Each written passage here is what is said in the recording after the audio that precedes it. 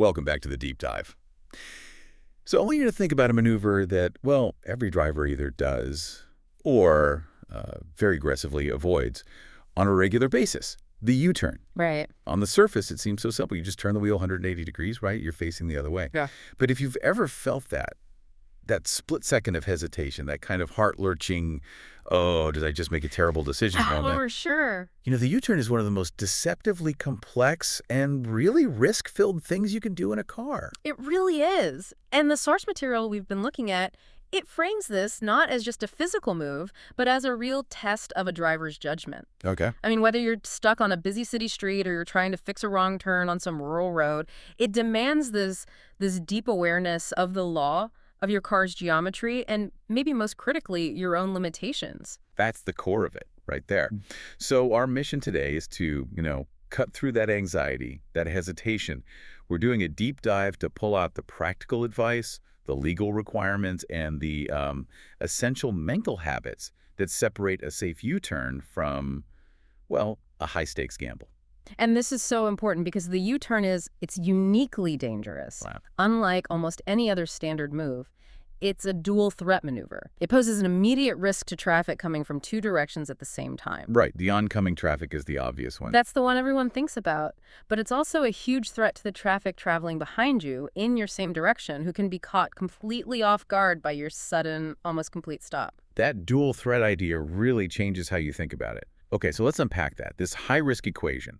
Why does this one single 180-degree turn rack up so many different kinds of collision risks in the real world? It's a perfect storm of environmental issues and, frankly, human failure. When you really break down the dangers, you see why we just can't treat this like a simple action. So let's start with what you can see. Yeah, limited visibility. That's the first killer. And this isn't just about your car's blind spots. It's about things in the environment. Like a big truck parked on the side of the road. Exactly. Or large vans, fixed objects, and of course, the absolute worst places to even try it on a curve or near the top of a hill. The law will often explicitly forbid it there because it guarantees you won't see that high-speed car coming until it's far, far too late for them to stop. And when we talk about that high-speed oncoming traffic, it's not just about physics, is it? This is where that human element really kicks in. Absolutely. The oncoming traffic hazard gets magnified by a huge driver flaw, which is how easily we misjudge things. Misjudge what? Speed or distance? Both. Our sources really highlight this. Our brains are just not good at estimating the speed of an object coming directly at us. It creates this optical illusion where a car doing 50, maybe 60 miles an hour looks a lot slower and farther away than it really is. So you commit to a gap that feels safe. Your brain thinks it's safe, but mathematically, you've just set up a collision. Wow. So we're just wired with this built-in error margin. That's a huge insight. And most U-turns aren't on some quiet side street, right? There are usually multiple lanes involved. Precisely. And crossing multiple lanes just compounds that visual misjudgment. You're not just crossing one lane of traffic. You could be crossing two or three. Right. Which exponentially raises the risk. Yeah. You might hit a car that was totally outside your first scan, or even worse, collide with a driver in that second lane who decides to change lanes right when you're in the middle of your turn. You're completely committed at that point. Totally committed. And all of that uncertainty, it just creates friction. It disrupts the whole flow of traffic. Yeah, which leads to traffic flow disruption. U-turns confuse other drivers. If that gap you were aiming for suddenly closes, you're forced to make a sudden stop. The #1 cause of rear-end collisions. Exactly. And we also have to talk about the risk to the most vulnerable road users. Pedestrians and cyclists. Yeah, pedestrians who might step into a crosswalk while you're turning, and cyclists who are just harder to spot to begin with, their speed, their position.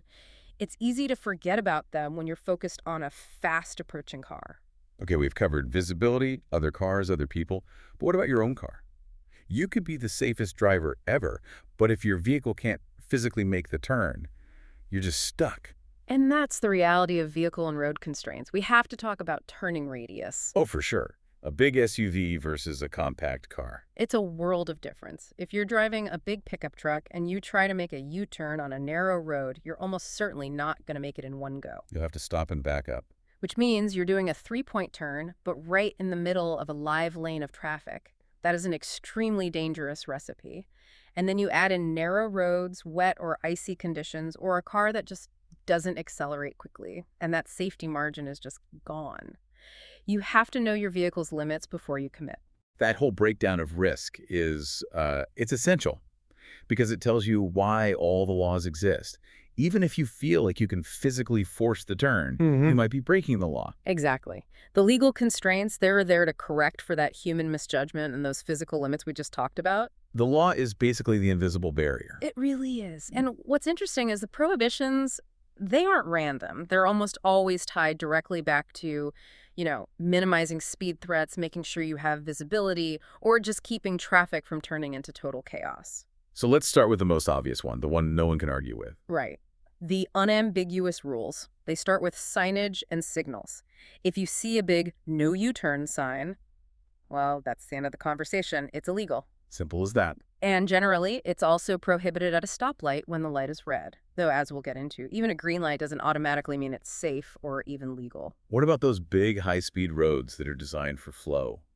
Freeways, highways? The law is very strict there. You will not find U-turns permitted on freeways or interstate highways. And on divided highways, where speeds are also high, they're illegal unless you're at a very specific designated median crossover spot.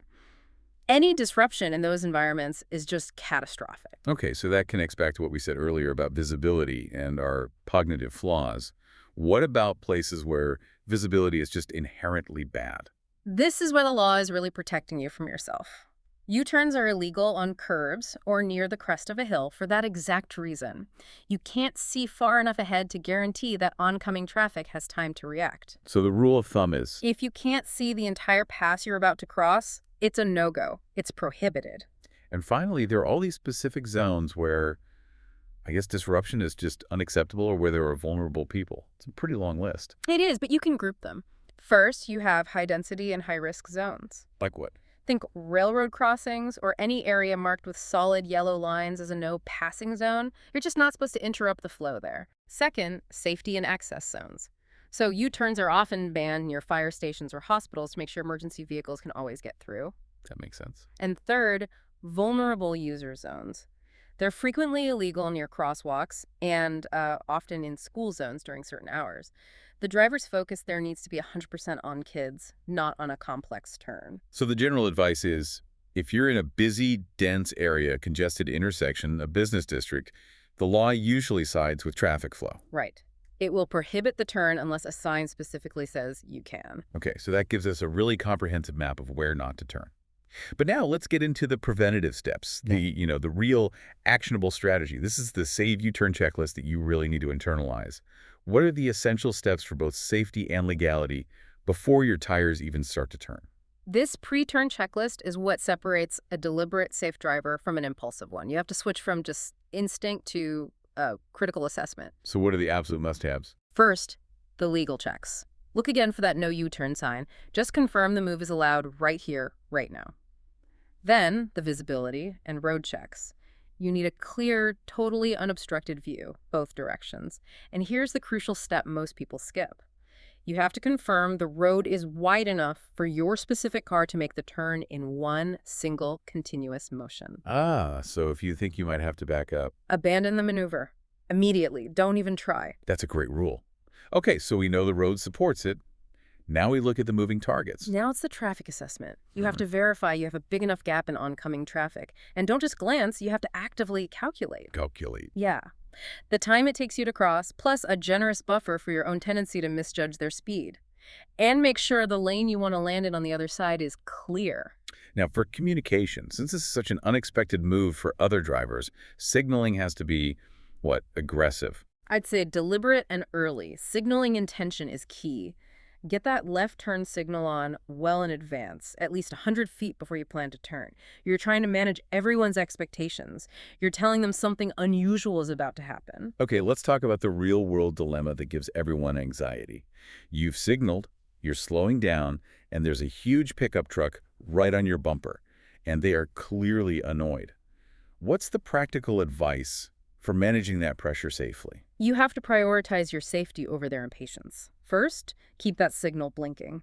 Second, to signal you're slowing down even more, lightly tap the brakes a few times. To flash the lights. Exactly. It flashes your brake lights without a sharp slowdown, and it clearly tells the driver behind you, hey, I am slowing down, but I'm not slamming on the brakes. And what about positioning in the lane? Yes. You want to position your vehicle as close to the left edge of your lane as you safely can. This does two things. It gives you the best possible angle for your turning radius, and it strongly communicates your intent. And crucially, as you're doing this, you have to double-check your mirrors to make sure that impatient driver hasn't suddenly decided to pass you on the right. And what's the hardest, but maybe the safest advice of all? The crucial consideration, if that vehicle behind you is just too aggressive, if they're too close, or if the whole situation feels unsafe or rushed, you have to bail on the plan. Just find another way. Find an alternative. Pull into a side street, turn around in a parking lot, and then get back on the road. A little bit of patience here can literally prevent a collision. Before we get to the actual execution, let's clear up one common point of confusion: U-turns at stoplights. The number one rule here is that it completely depends on local traffic laws and whatever signage is there. If there's no sign permitting it, you can't do it. But if it is allowed, Where it's permitted, it's usually on a general green light or a green arrow. But, and this is a big but, the color of the light never overrides the most basic rule of the road. which is? You always yield. You yield to oncoming cars, to pedestrians in the crosswalk, to cyclists. That green light only gives you permission to try the turn, not the guarantee of safety. So we've checked the law, we've checked the car, we've managed the traffic around us, and we've decided we have a safe window. How do we actually execute the safest U-turn possible? How do we move from that cautious positioning to a smooth, decisive action? Execution is all about maximizing your control and minimizing the amount of time you spend sideways in traffic. Okay, so we're in the far left lane, positioned correctly. Positioning is complete. Now for the execution. You enter the turn slowly and cautiously, but then you transition to a sharp and controlled turn. You want to get the wheel turned as much as possible right away. Maintain a slow, steady speed through that pivot. You want to avoid stopping in the middle and definitely avoid any sudden, jerky acceleration that can make you lose control or, overshoot the lane. The sharper the turn, the less time you're blocking traffic. And then the transition back into the flow of traffic on the other side. The completion has to be smooth. Steer immediately into the correct lane in the opposite direction. Do not stop in the middle of the road. Once you're in that lane, you're in the adjustment phase. You straighten out, you accelerate smoothly to match the speed of traffic, and please don't forget to cancel your signal. It tells everyone the unexpected event is over. What if, despite all our checks, we realize mid-turn that we misjudged the roads with, or an unexpected car has blocked the lane we were aiming for? That just reinforces the need for alternatives. If you find yourself in a bind, the road's too narrow, the gap closes, you're stuck, you have to mentally abort the U-turn. You just have to accept that it's better to do a proper three-point turn in a safe, low-traffic spot, or just to keep going straight and find a side street or a parking lot. Never, ever force the maneuver. You know, this deep dive has completely reframed the U-turn for me. We've taken what seems like a simple kind of instinctual action and broken it down into this multi-layered strategic process. Yeah. It demands knowledge of geometry, awareness of traffic from both directions, and really strict adherence to a lot of different local laws. And to tie it all back, the source materials are so consistent on this. The driver's Achilles heel in this whole scenario is that human cognitive flaw, that inability to accurately judge speed and distance. It's the core reason these turns cause so many accidents. It really is. So if the danger isn't just external, if it's literally baked into our imperfect perception, what's the ultimate safety lesson here? What do we have to internalize? It means we can never just rely on passive scanning, where you just glance and hope for the best. You have to actively assess. You have to actively assess every single potential threat, every single time. If you see a gap in traffic, don't just ask yourself, is that far enough? You need to ask, knowing that I probably underestimate that car's speed, do I still have a wide enough margin for error? That conscious, critical thinking, realizing, and then mitigating your own built-in biases, that's the ultimate layer of safety for every single thing you do behind the wheel. That's a powerful and a very actionable final thought. The safe U-turn isn't just a physical movement. It's a mental calculation you make against a known human limitation. We hope this knowledge helps you navigate your daily driving, turning that potential risk into practiced, informed control.